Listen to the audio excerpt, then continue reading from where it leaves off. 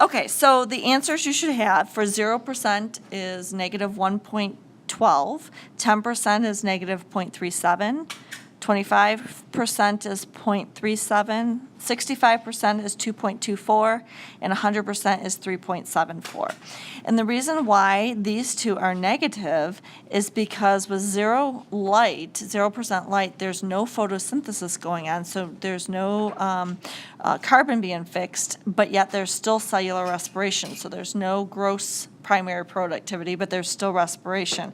And so therefore what the plant is doing is it's not making glucose, but it's still using it, so it's using its stores, and so it's getting a negative number because there's negative carbon because it's using up, there'll be less than there was at the beginning.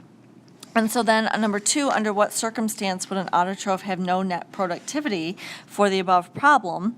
At what light intensity do you expect that to happen? So there'd be no net productivity when the rate of photosynthesis equals the rate of cellular respiration. And the light intensity would be about 17.5% because it's between 10 and 25. And notice it's equal negative 0.37 and positive 0.37, so most likely it's right in the middle at negative 17.5%.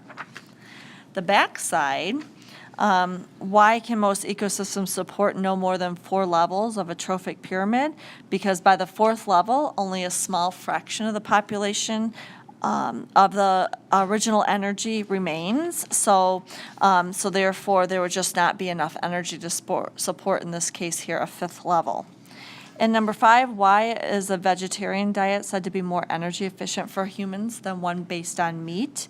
And so humans, we have access to more of the original potential energy from producers by eating the producers themselves, because as we go up the trophic levels, the organisms use that energy themselves and release it as heat through cellular respiration, so there's less energy for us.